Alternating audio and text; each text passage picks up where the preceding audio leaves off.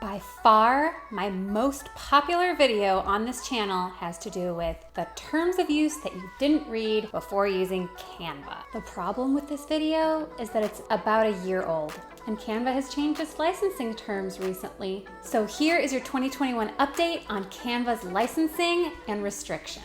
Stick around till the end and I'll tell you about my new free resource for content creators and online businesses. I'm Maria Spear-Allis, lawyer for content creators and online brands, and this is the Spear IP Show.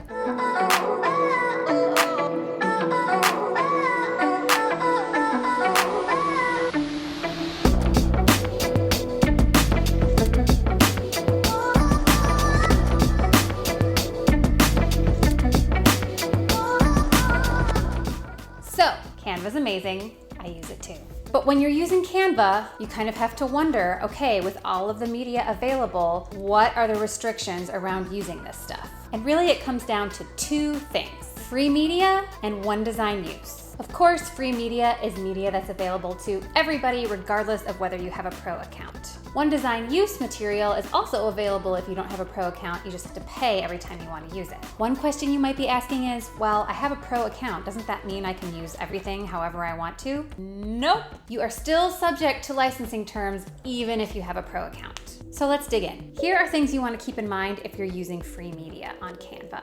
When you're using photos, make sure and see if you can see an identifiable person. Canva has come out and said that they can't guarantee that someone's face can be used in a commercial setting if you can see their face or likeness in a photo. So using photos, you can see someone that's identifiable, make sure and maybe look for more info or contact the photographer or Canva if you want to use it in connection with a business. For free media, you can edit it however you wish. You don't have to necessarily give credit, although it is appreciated. And using free media on books and posters and other promotional materials, all okay. But you can't sell unadulterated copies of free media on a poster or physical print or anything like that without adding value. It has to be more than just taking the free media and slapping it on something and selling it or using it. You can't just use that free media by itself to sell note cards or whatever it is. When in doubt, ask Canva. Of course, you can't resell any free media or other media on Canva on any other stock media platforms. Here's a big one. You can't use any free media in connection with a trademark or logo.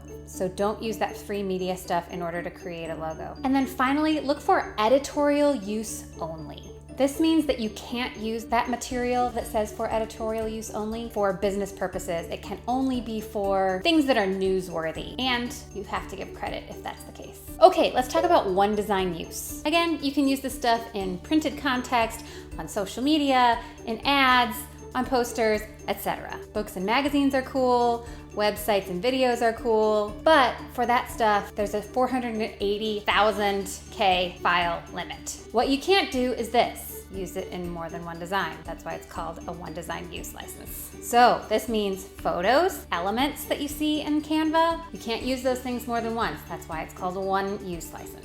Now, my understanding when you go into Canva is that you can resize it and use it, say, in an Instagram post and an Instagram story, and that's okay. That's not more than one design. You also can't use this stuff on a standalone basis in connection with selling merchandise like posters and shirts and mugs. So that's a big one. When in doubt, here's what I want you to do. Here we are right inside Canva, and you can see all of these things, all these elements. You've got photos, whatever it is, on the left-hand panel, right? If you click here on whatever element you want to use, you see these little dots, the ellipse. And this one just happens to be pro, but down here you see a free element. The square also has the dot.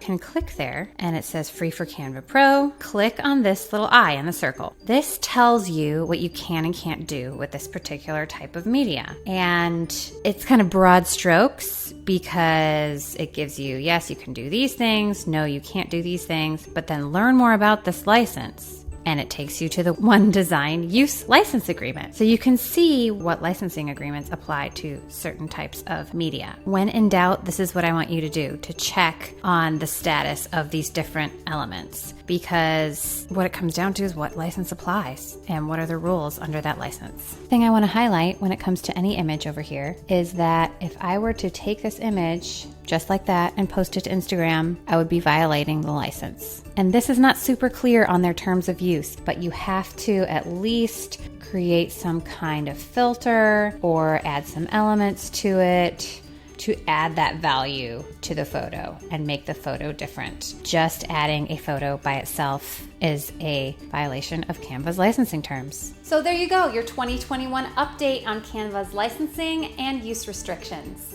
Hope that helps, and I'll see you next time. Head to spear-ip.com/resources for my best free resources for online businesses and content creators.